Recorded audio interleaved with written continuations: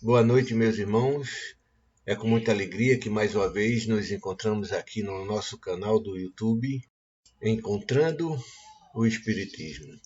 Canal que tem como único propósito a divulgação dos nossos estudos a respeito da doutrina dos espíritos.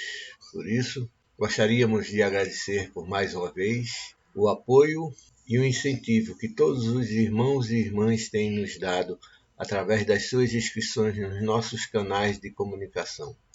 E por isso é que insistimos para aqueles irmãos e irmãs que ainda não o fizeram, não deixem de fazê-lo, principalmente a sua inscrição no nosso canal do YouTube, pois isso estimula muito a divulgação da mensagem espírita aqui divulgada. Hoje estaremos apresentando a apresentação realizada no Centro Espírita Caminhando para Jesus, cujas imagens os irmãos passam a ver a seguir. Bons estudos para todos e muita paz. Mais uma vez, nas nossas noites de sextas-feiras, onde iremos tratar do tema obsessão e desobsessão. A temática terá como pano de fundo os motivos de dificuldades nas curas. Antes, porém, como de praxe, nós vamos fazer a nossa prece. Como todo trabalho espírita começa com a prece. Fechemos os nossos olhos nesse momento. Elevemos todos nós os nossos pensamentos ao alto e mentalizemos a doce figura do Divino Mestre Jesus e agradeçamos a Ele. Graças te damos, Senhor Jesus, por mais essa feliz oportunidade que nos ofereces na noite de hoje. Graças te damos, amigo maior, pela certeza que nos proporciona, através dessa doutrina de luz, que os teus mensageiros de amor nos trazem, através e orientados pelo nosso Senhor Jesus Cristo. Ajuda-nos, amigo maior, a encontrarmos a sintonia adequada, a inspiração, o fazer, para que assim nossa palavra possa se tornar útil, que possa servir para todos nós como instrumento de aprendizado e de esclarecimento. E assim, Senhor Jesus, confiantes na Tua presença entre nós, na Tua assistência incondicional, suplicamos o Teu consentimento para em Teu nome iniciarmos os nossos estudos da noite de hoje. Que assim seja. Bom, meus irmãos, como dissemos, a temática terá como pano de fundo os motivos de dificuldades nas curas. Antes, porém, gostaríamos de ler algumas palavras do Evangelho segundo o Espiritismo, que está no capítulo 18, que tem como título A Porta Estreita, lá no item 5, onde diz: larga é a porta da perdição, porque são numerosas as paixões, mas e porque o maior número envereda pelo caminho do mal. É estreita a da salvação, porque há grandes esforços sobre si mesmo é obrigado o homem que a queira transpor, para vencer suas más tendências, coisas a que poucos se resignam. É o complemento da máxima: muitos são os chamados e poucos os escolhidos. Tal o estado da humanidade terrena, porque, sendo a terra mundo de expiação, nela predomina o mal. Quando se achar transformada, a estrada do bem será a mais frequentada. Aquelas palavras devem, pois, entender-se em sentido relativo e não em sentido absoluto. Se houvesse de ser esse o estado normal da humanidade, teria Deus condenado à perdição a imensa maioria de suas criaturas. Suposição inadmissível, desde que se reconheça que Deus é toda justiça e bondade. aqui está o trecho sobre a porta estreita para a nossa reflexão inicial. Tendo dito isto, iniciemos nosso tema de estudo sobre a obsessão, que nada mais é do que a influência negativa, perniciosa, persistente de um ser sobre outro, seja encarnado ou desencarnado. Conversaremos então também sobre a desobsessão, que nada mais é ou nada mais são do que as ações terapêuticas no tratamento da obsessão, que só depois do advento do Cristo é que foi entendida, compreendida de forma objetiva, de forma clara. E com o advento do Espiritismo, ela aí sim veio a ser esclarecida de uma maneira simples, fácil, entendível a todos, desde que se queira. E esse é o nosso objetivo inicial. Muito bem.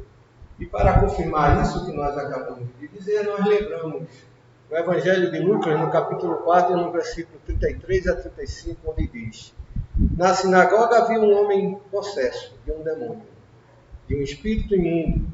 Ele gritou com toda a força: ah, que queres conosco, Jesus de Nazaré? Viestes para nos destruir? Sei quem tu és, o Santo de Deus. Jesus o repreendeu e disse: cala-se e saia dele. Então o demônio jogou o homem no chão diante de todos e saiu dele sem o ferir. Trouxemos esse trecho para comprovar que lá no Evangelho, entre tantas outras passagens, existe o registro da realidade obsessiva, para que nós possamos comprovar que não é nenhuma novidade, tampouco uma invenção da doutrina dos Espíritos, e que desde os primórdios da existência humana, a obsessão é uma realidade com quem nós vivenciamos. Muito bem.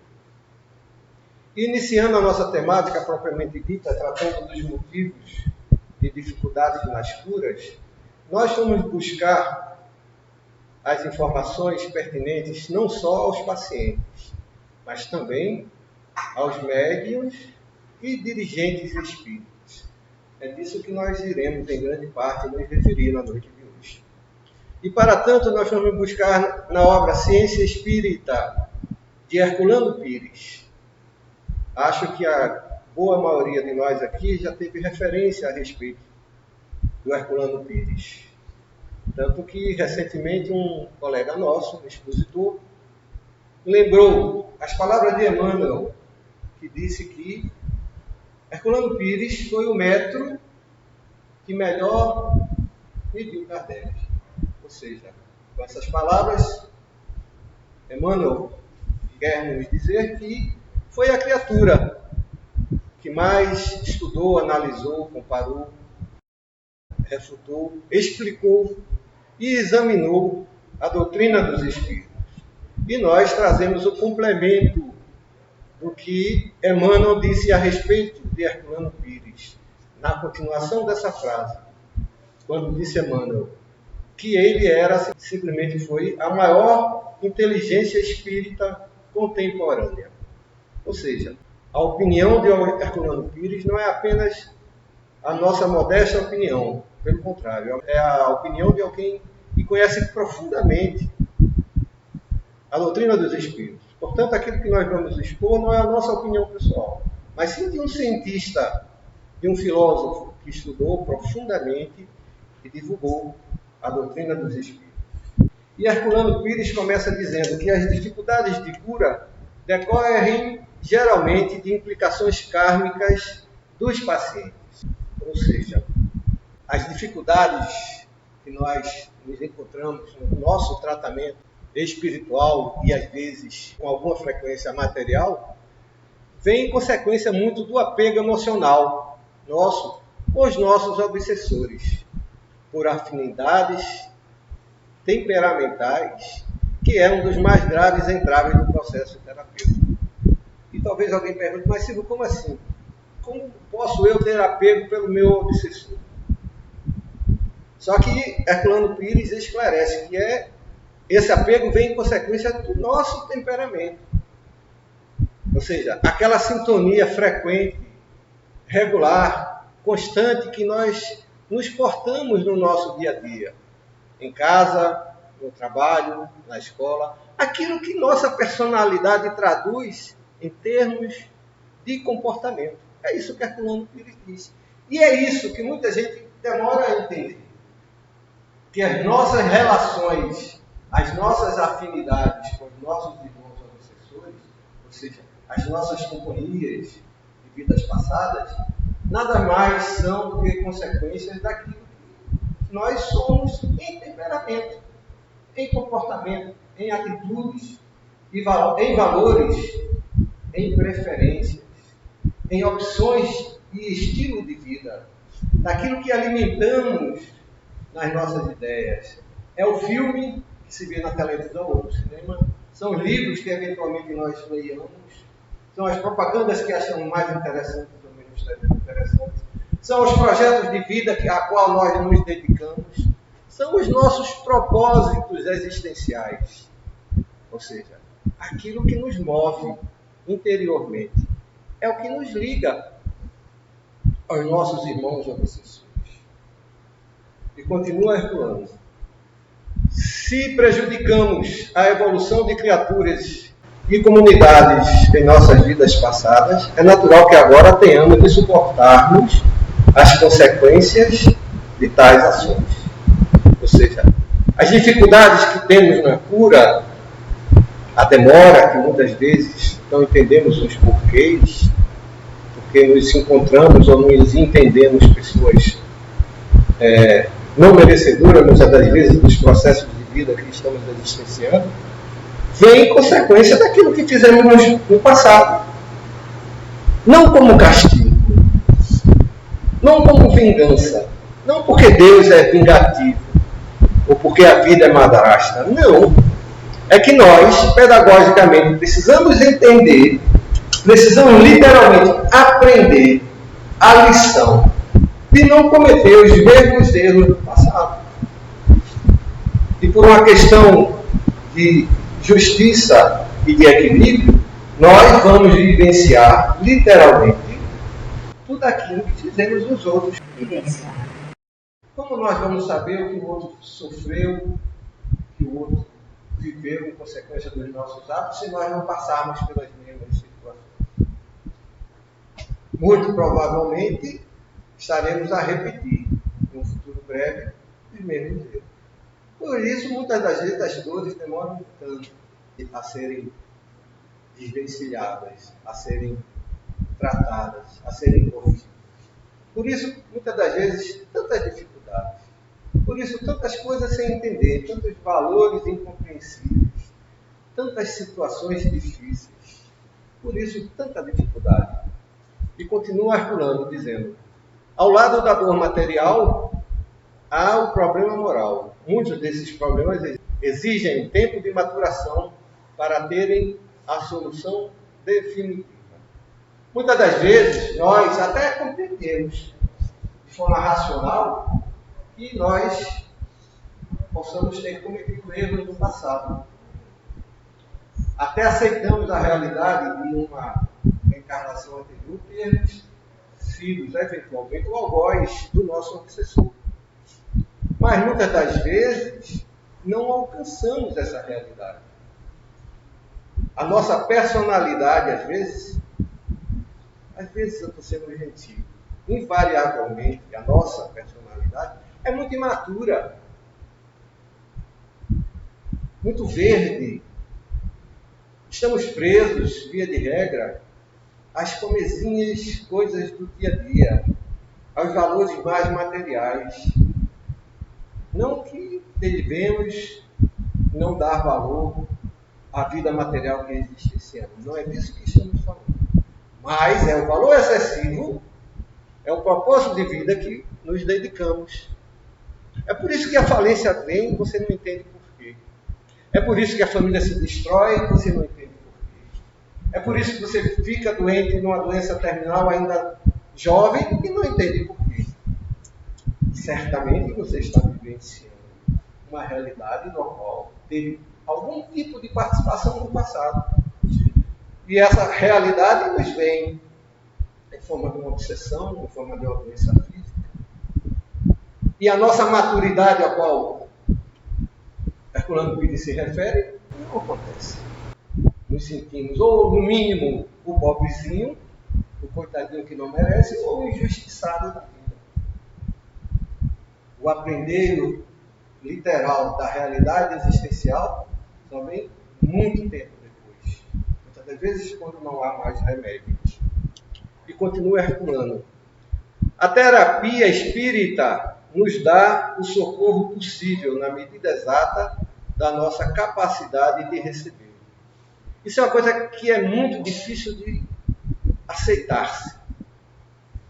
Quer dizer que a terapia espírita me dá exatamente aquilo que eu mereço. Os espíritos estão me dando exatamente o que eu mereço. Muitos buscam a cura imediata. Nem todos nós estamos preparados para a cura imediata. Nem todos nós merecemos. E aí, quando falamos merecemos, não é uma questão de crédito e débito, mas sim uma questão de ser produtiva, de ser merecedora no seu estágio evolutivo. Muitas das vezes precisamos passar anos a fio para aprender uma relação de realidade existencial. Mas, Silvio, não é possível, eu estou na doutrina já há 20 anos. Eu faço campanha do livro todo mês. Toda semana eu estou distribuindo sopa. Não, eu leio o livro dos Espíritos. Não, eu faço o Evangelho no lar.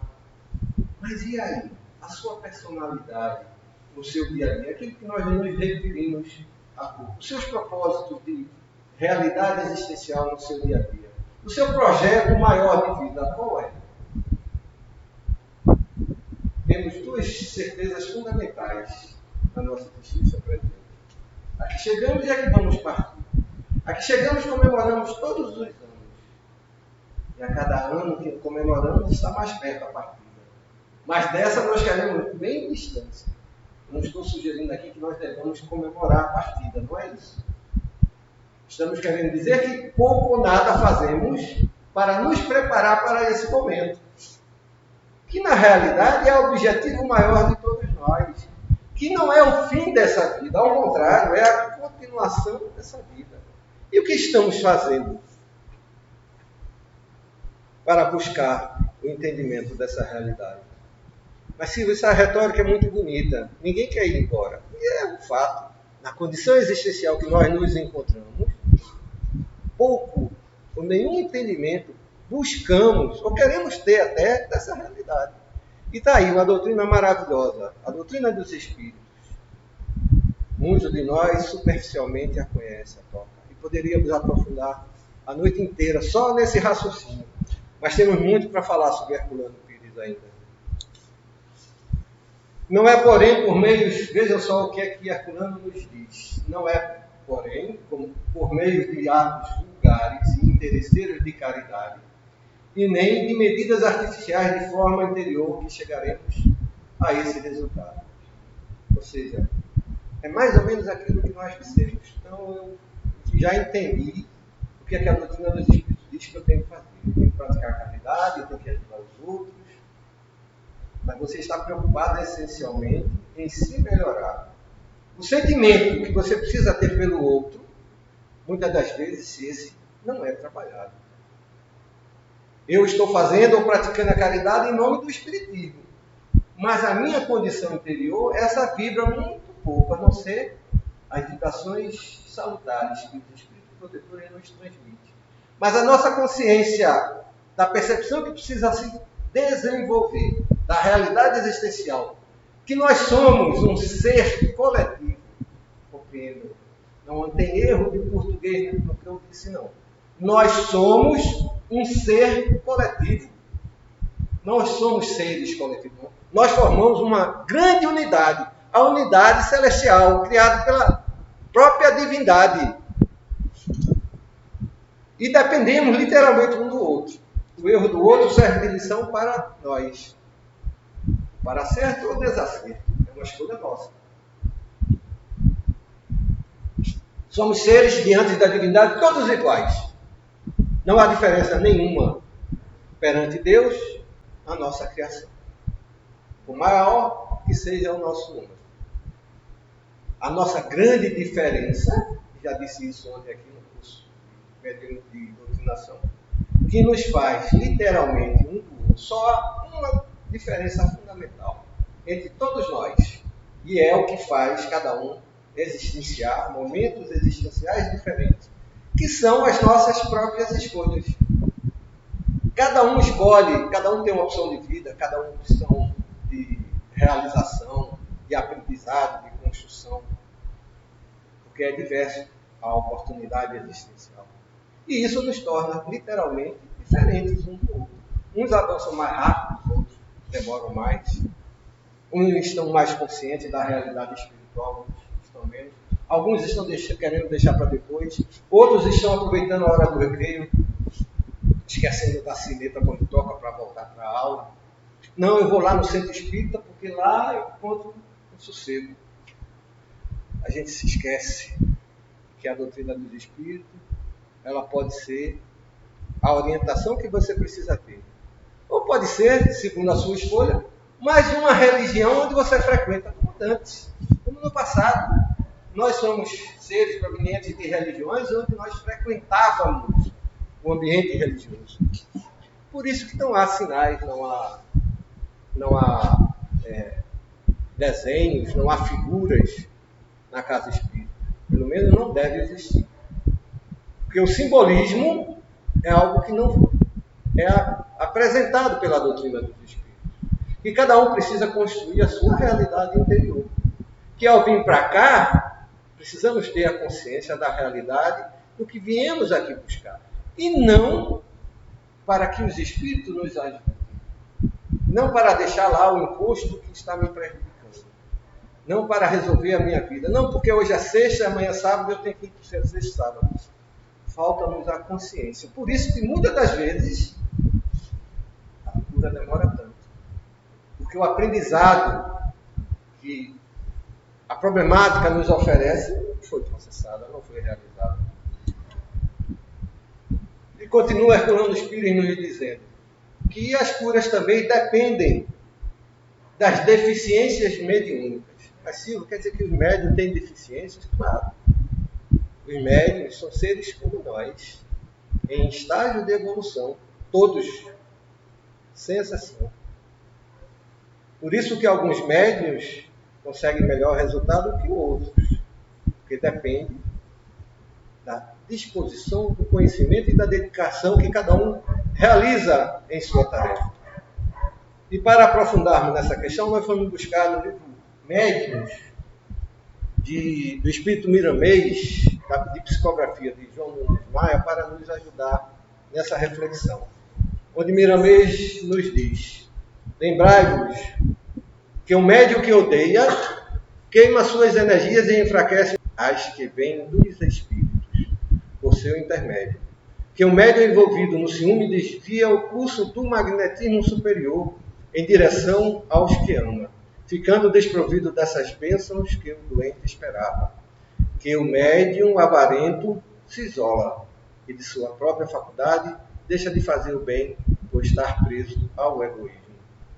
Ou seja, o médium não é aquele instrumento mecânico que faz uma prece, se harmoniza e entra na sala mediúnica para dar comunicação. Não. O médium é um ser tal qual o nosso irmão obsidiado, que tem a sua frequência de sintonia de maneira existencial semelhante. Ou seja, ele é fruto e ele vai dar comunicação aos espíritos, ele vai manter sintonia com as entidades, na qual eles mantêm dentro de si os seus elementos de sentimento, de ideia, de propósito e de objetivo no seu dia a dia. Ninguém consegue ser, numa reunião mediúnica, algo diferente do que literalmente é. Nenhum espírito de luz, nenhum protetor, a não ser para ajudá-lo e para socorrê-lo, vai dar comunicação através do médium, da qual não zela pela sua conduta. pelos seus hábitos, pelos seus costumes, pelas suas buscas interiores, pode ser, com certeza, como todos nós, um ser em evolução, que necessita aprender, que necessita melhorar, como todos nós temos coisas por melhorar, certamente, sem exceção. Mas esse médium precisa ser consciente dos seus limites e de se esforçar na busca interior da sua melhoria para poder realizar a tarefa que se propõe. E a ajuda do alto virá, sempre na medida dos esforços que essa criatura, porventura, possa realizar. E continua Miramês dizendo, lembrando Jesus, percorria Jesus toda a Galileia, ensinando nas sinagogas, pregando o evangelho do reino e curando toda sorte de doenças e enfermidades entre o povo. O que é que Miramês quer nos dizer com isso? Objetivamente, que Jesus curava os doentes, mas antes pregava a boa nova, ou seja, o seu evangelho. Ele esclarecia, guardando-se as devidas proporções, é o que tentamos fazer hoje. Antes do tratamento, o esclarecimento. É isso que Jesus fazia e nos ensina e nos estimula a fazer. O que é que muitos de nós está fazendo às vezes? Temos um dia, uma semana totalmente atribulada, cheia de pensamentos nem sempre positivos, muitas das vezes mais negativos do que positivos. As opções e as escolhas nem sempre aquelas mais adequadas. E no dia da tarefa quer vir trabalhar e não faz uma prece, ou se esquece de fazer uma prece, ou se lembra que tem tarefa já no final da tarde. Então, hoje é sexta-feira, vou correr e me apressar para poder chegar no centro hoje, mas não prepara-se interiormente. Por isso que há dificuldade na realização das curas. Não, o médico quando entra naquela sala, ele não muda o que ele é. Não. Ele não deixa de ser aquilo que ele é. Em pensamentos, em sentimentos, em propósitos e objetivos. Ele é simplesmente um ser semelhante a todos nós. Não é nada diferente. E ele só vai conseguir realizar a tarefa que lhe for proporcional à condição do que ele é. Nem mais, nem menos. E continua Herculano Pires nos falando das dificuldades das curas, nos dizendo, ou nos falando, da falta de conhecimento do problema pelos dirigentes de sessões espíritas. Observem como a coisa é ampla. Não depende só da grande parte, depende do necessitado, da sua busca. Mas nós, trabalhadores da casa espírita, temos a nossa responsabilidade. Nós, dirigentes, então, nem se fala. E diz Herculano Pires que precisamos aprofundar os estudos doutrinários através do esforço de pensadores espíritas, suficientemente integrados na cultura atual e empenhados no desenvolvimento da cultura da era cósmica. Para muitos isso é mera retórica. Poucos conseguem entender o que Herculano Pires quer dizer. Até porque muitos de nós estão repetindo a frequência que sempre fez nas outras casas religiosas. O hábito religioso de frequência das outras religiões nós trazemos, interiorizados no nosso comportamento para aqui. E o estudo ao qual Herculano Pires se refere, pouco ou nada é entendido. Pouco ou nada é feito. Percebe a nossa responsabilidade? Como é importante que nós, dirigentes espíritas, estudemos. Não, eu faço meu evangelho, eu às vezes leio o livro dos Espíritos, estou na casa quinta, sexta, sábado, domingo, segunda, terça, ou quase todos os dias, faço minha campanha do quilo, ou entrego minha açúcar, tá bom demais. Triste engano. Nós, dirigentes espíritas, temos uma responsabilidade fundamental de conhecer a doutrina segundo os ditames do codificador. que nos trouxe da espiritualidade superior, a sua base religiosa, a sua base filosófica, que muitas das vezes são trabalhadas dentro dos limites ou do interesse ou da conveniência de cada um. Mas a parte científica, essa muitas das vezes é esquecida.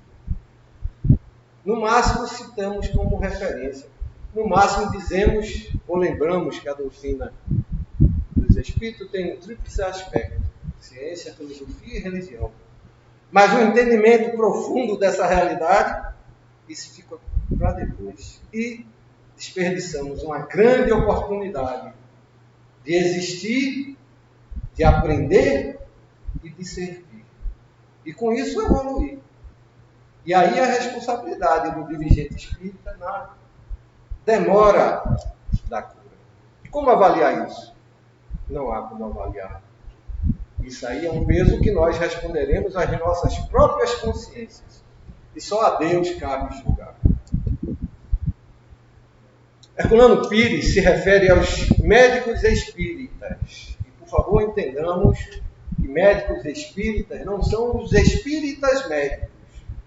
Porque há uma grande diferença entre médicos espíritas, que são aqueles que conhecem a terapêutica científica aplicada pela doutrina dos espíritos, e os nossos irmãos médicos, e os nossos irmãos espíritas que são médicos. É uma distinção muito grande. Os nossos irmãos frequentadores que são médicos, que até trabalham, até estudam, esses são espíritas médicos. Mas os médicos espíritas são aqueles que estudam a doutrina no lado científico, que é pouco aqueles que conhecemos, são poucos aqueles que conhecemos, que utilizam-se e que sabem utilizar-se dessa realidade, dessa condição e dessa terapia para tratar os doentes. Mas continua Herculano dizendo, podem controlar a cura e estimular os pacientes, bem como os médios doadores de energias ectoplasmáticas. Interessante. Herculano Pires se refere a médico espírita como se refere a doadores de energias ectoplasmáticas. Mas se eu sou doador, já me disseram que eu tenho muita energia e que eu dou energia. Muito bem, meu irmão. Essa potencialidade é mais comum do que se imagina. A grande maioria de nós tem essa condição. Agora, você sabe usar as suas potencialidades? Você sabe o que é o ectoplasma? Você sabe como usar, como inibir, como trabalhar, como direcionar? O que fazer com os ectoplasmas? Ou absorver, ou exteriorizar, ou doar, ou fazer um tratamento com esses estudos? De forma semelhante são os médicos, que são espíritas, mas nem sempre médicos espíritas. Ou seja, Herculano Pires nos diz que tanto o médium, doador de ectoplasma, como também os nossos irmãos médicos espíritas, têm a possibilidade de, pelo conhecimento, direcionar, estimular, fazer uso dessa potencialidade para ajudar os nossos irmãos. Por isso, nem sempre nós conseguimos aconselhar, orientar, ajudar a quem muitas das vezes nos procura. Nós fazemos referência a Kardec, na Revista Espírita, de janeiro de 1869, quando Kardec nos diz: o magnetismo e o espiritismo são, com efeito, duas ciências gêmeas que se completam e explicam uma pela outra. O que será que Kardec quer dizer com isso? Todo mundo já ouviu falar essa referência citada por Kardec na Revista Espírita, que o magnetismo e o espiritismo são ciências gêmeas. Por favor, levante a mão quem já ouviu falar. 2, 3, 4 ou 5. 4 ou 5 pessoas. Pois é, meus irmãos. Espiritismo e magnetismo são ciências gêmeas. Ou seja, magnetismo é o lado científico da doutrina. Por isso que nós não temos notícia. Sabemos que existe esse aspecto. Por isso, muitas das vezes, a oportunidade de ajudar não é potencializada, não é usada ou mal entendida. Por isso que magnetismo é um nome feio.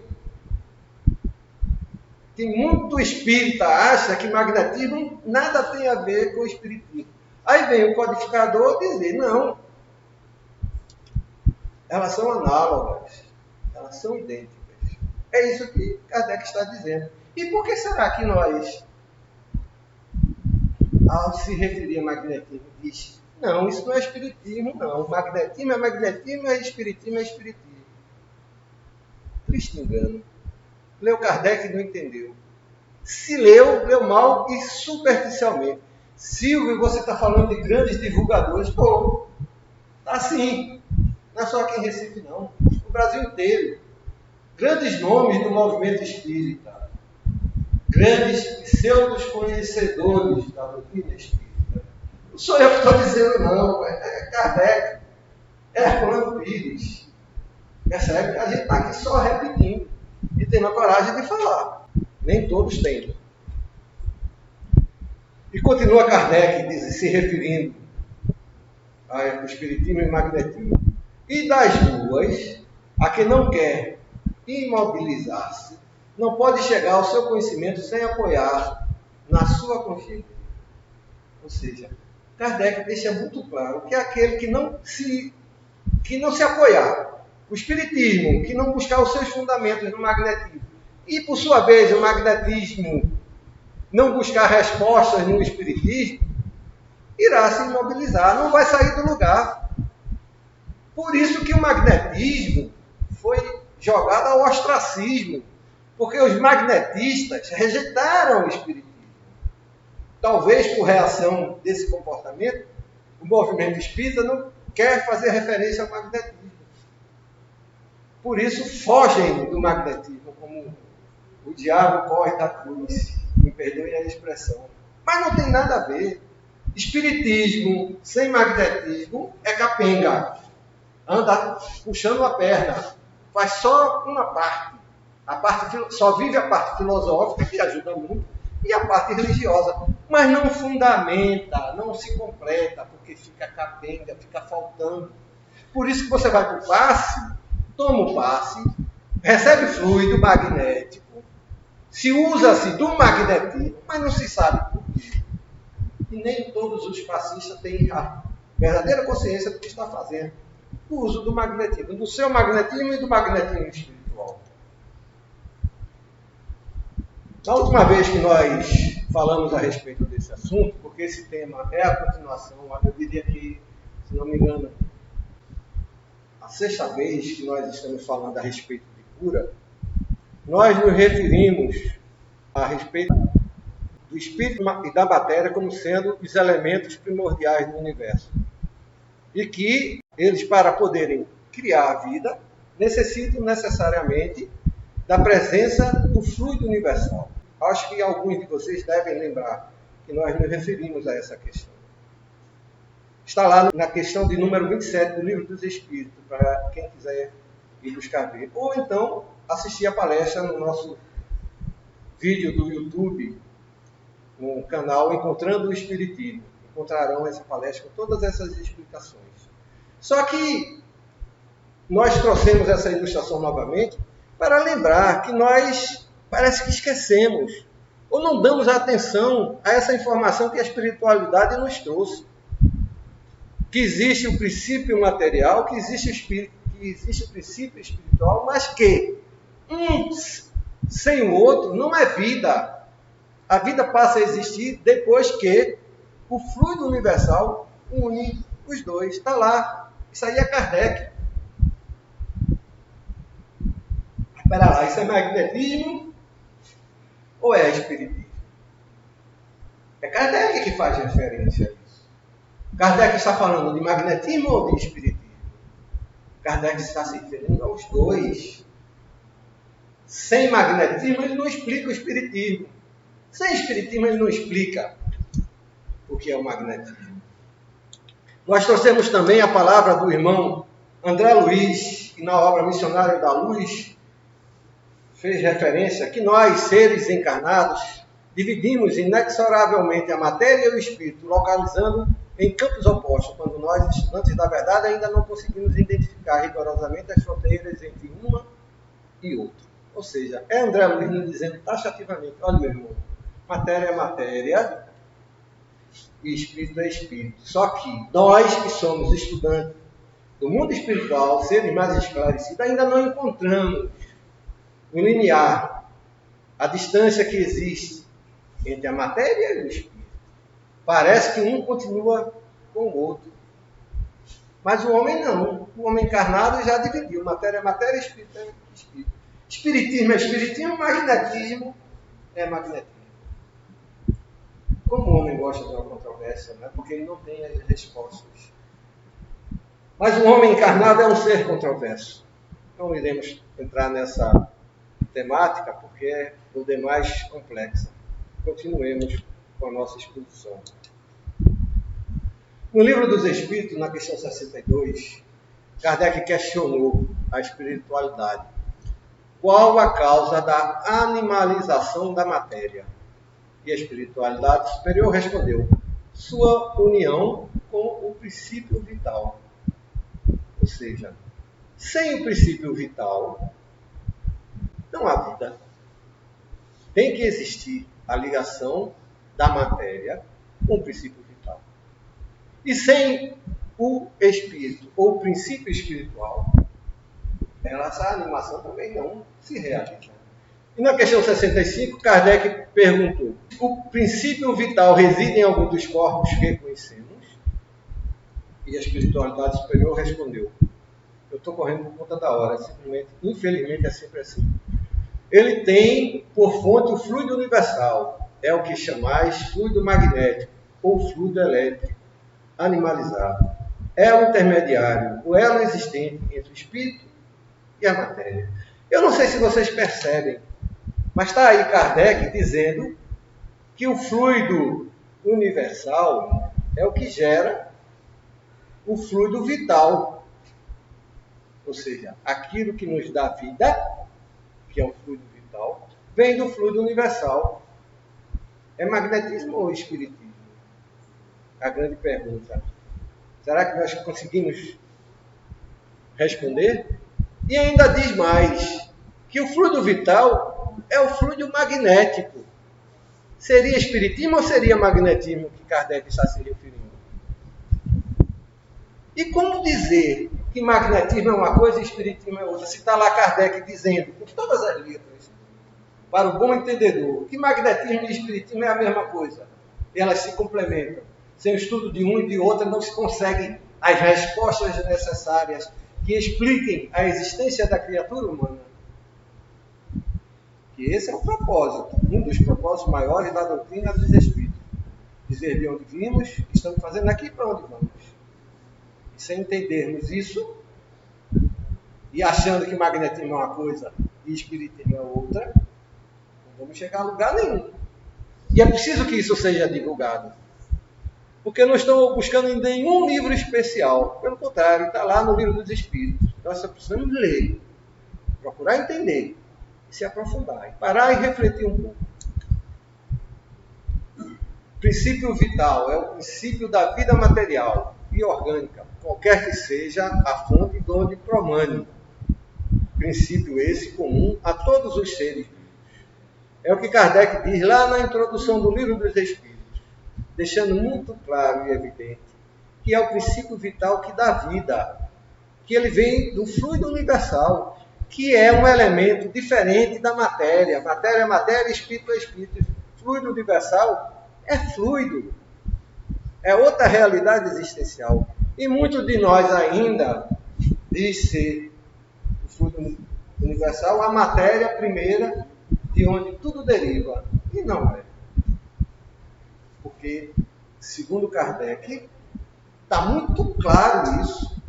E olha, gente, que a gente está aqui repetindo palavras de grandes estudiosos da doutrina espírita. Grandes, pelo menos no tamanho. Não estão se aprofundando. Não, Silvio, mas eu fiz no ESG, eu já ouvi isso. E no ESG, onde a gente fez, no EAD, não fui nem ESD, no EAD que eu fiz, estudo aprofundado da doutrina dos Espíritos, diz que o fluido universal é a matéria primeira. Aí eu, muito bem, meu irmão, não sou eu que estou dizendo não, vamos ler a questão 27 do Livro dos Espíritos. Está lá Kardec dizendo que espírito é espírito, matéria é matéria. E o fluido universal é fluido e diverge totalmente um do outro. E aí a gente esquece que magnetismo está dentro do espiritismo. E a gente não quer buscar essa realidade, achando que magnetismo é uma coisa e espiritismo é outra. Fazendo referência, não, o que você fala é magnetismo. Não é. E o codificador está falando do quê? Eu estou aqui repetindo as palavras do codificador, fazendo referência a quê? A magnetismo ou ao espiritismo? E aí vem as dificuldades nas curas das obsessões, nas curas das doenças físicas, das problemáticas de vida. E por isso que a gente está repetindo, tratamento após tratamento. E achando muitas das vezes que tudo vai se resolver com a passagem na mesa. Porque os espíritos de luz estão ali. E eu estou aqui bonzinho, fazendo campanha do quilo, orando e vigiando, tentando me melhorar, frequentando o centro 5 dias da semana e fazendo a minha parte, sem entender quase nada. Entendeu? Ao menos está se melhorando porque está trilhando o caminho do bem. Não está mais cometendo os erros. Mas o fundamental e o principal que a doutrina espírita proporciona, que é a sua melhoria e a sua reforma interior, que só virá pelo seu esclarecimento, esse que você está desperdiçando. Porque o homem velho é porque me satisfaz. Os valores existenciais da minha casa, dos meus filhos, da minha realidade existencial é que me satisfaz. E para mim está muito bom. Eu indo para a minha religião no final de semana, eu me realizo. Porque lá eu comungo com meus irmãos, os meus irmãos de fé, como disse um amigo outro dia, que me questionou, e aí sim, os seus irmãos de fé, onde estão? Esse meu irmão de fé é Jesus. Ela deixou de falar comigo por conta disso. Mas, interessante, né? É uma pessoa inteligentíssima, é médium, mas no lado religioso, da doutrina espírita, é espírita, sim, ela só consegue se apegar ao lado religioso e um pedacinho da filosofia, desde que atenda o lado religioso dele. O lado científico fica capenga. Como então entender a doutrina dos espíritos como ciência, filosofia e religião, se o lado científico é algo que a gente deixa para depois? Esse depois nunca vem. Por isso, é sempre estranho para quem trata, quem lida com o magnetismo. Não, isso aí não é espiritismo, não tem nada a ver. Xingando.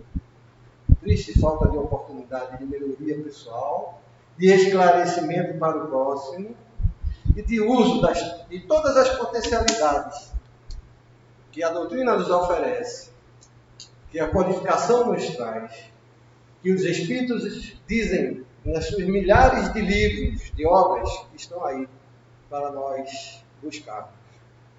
E por mais que se diga, é preciso estudar, e por mais que se dê referência de livros para poder se ler, nós continuamos nas mesmices do dia a dia, fazendo as mesmas coisas, como dantes, frequentando a casa religiosa, fazendo uma prece, agradecendo, servindo.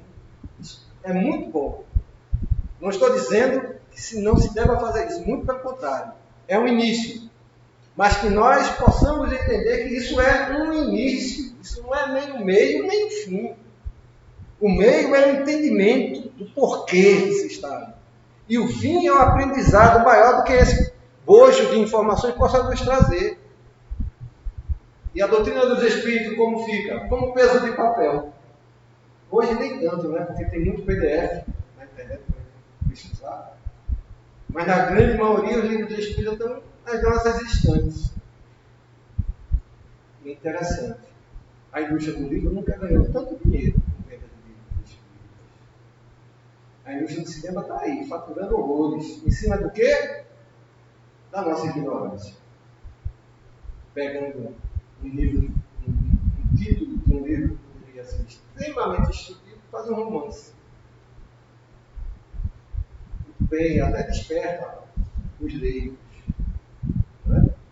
Mas a grande massa dos que vão assistir os filmes espíritas são os espíritas. É esse público que ficam entusiasmados, muitas das vezes, com as histórias. E na sua essência, pouco de doutrina, quase nada nos traz. E como eu sinto pena, é lamentável dizer isso, mas eu sinto. Irmãos e irmãs, no dia a dia da Casa Espírita, diz que filme maravilhoso. Olhe que história, olhe como foi bonito. E é uma pena. Até assisti no nosso lar, a história de Divaldo, do Chico. É muito bonito conhecer a história. Mas isso tem que servir como adereço para nós, não como formação teológica ou tampouco doutrinária. Não é isso que vai nos dar as respostas que nós precisamos. Por isso, tanta dor. Por isso, tanto sofrimento. Por isso, tanta dúvida. Porque ao invés de você buscar a sua cura, você está procurando um analgésico para aliviar a sua dor, que não é causa, e é efeito. Quando se tem uma febre, se busca um analgésico. Não é? Passou a febre, passou o problema? Absolutamente. Por isso que muitos vêm para a casa espírita, fazem um tratamento, faz outro, melhor, voltam para a sua vida, para a situação de realidade que lhe causou a problemática que lhe levou para a casa espírita. Não, a casa espírita resolveu o meu problema, agora eu vou voltar para onde eu vim. Triste engano, vai voltar tudo novamente. E como um antibiótico que precisa ser tomado por um determinado número de dias, a doutrina dos espíritos, o espiritismo, precisa ser compreendido de uma forma completa. E não ser feito um tratamento paliativo. E sem o entendimento do que é a doutrina dos espíritos, você pode até melhorar da sua cabeça. Você pode até eventualmente resolver o problema de uma obsessão. Mas a sua problemática maior, que é a sua falta de informação, essa vai permanecer. Mas Ciro, quer dizer que você aprendeu a sua lição já toda? Absolutamente. Talvez eu seja um dos que menos aprendeu. Por isso estou aqui, tentando repetir para ver se aprendo. É justamente o contrário. O orador espírita é aquele que mais precisa aprender. Por isso ele repete. Repete e repete aquilo que diz para ver se aprende. Não há privilégios no nosso mundo, na nossa vida. Ninguém é mais capaz do que ninguém. Depende só de cada um querer e buscar as suas respostas. Mas tem um detalhe. As nossas respostas só virão se cada um de nós for buscar. Porque a minha resposta é a minha. E a resposta de cada um de nós só a nós pertence. Porque cada um existencia uma problemática muito pessoal, muito própria. E só você sabe a resposta. Quando você encontrar a resposta, você vai saber qual é a sua resposta. A dor da cabeça, o mal-estar, os pesadelos, a presença dos espíritos, os vultos, isso aí só são sintomas de um problema maior. Que, embora de forma semelhante acontece com a grande maioria, cada um tem uma causa diferente.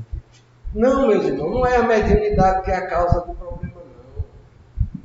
A mediunidade é a solução. O não esclarecimento da mediunidade, a não compreensão da realidade existencial do que a doutrina propõe como orientação, é que precisa ser processado, que precisa ser realizado.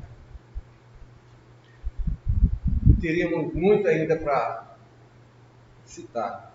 Por exemplo, na Gênese, fica a sugestão, não dá para a gente explanar, porque é bastante amplo. Fica a sugestão para os irmãos buscarem, lerem os efeitos da ação fluídica, lá no capítulo 14 da Gênese. Muito interessante. Magnetismo puro. Não é magnetismo puro. Porque magnetismo puro não existe. Magnetismo e espiritismo são uma única coisa. Nós é que percebemos como coisas distintas. E Kardec está lá, falando de magnetismo como se estivesse falando de espiritismo. Falando de espiritismo como se estivesse falando e magnetismo, porque são a mesma coisa. Nós é que não compreendemos essa realidade. Ok? Infelizmente o horário não nos permite continuar. Estamos chegando ao final da nossa exposição.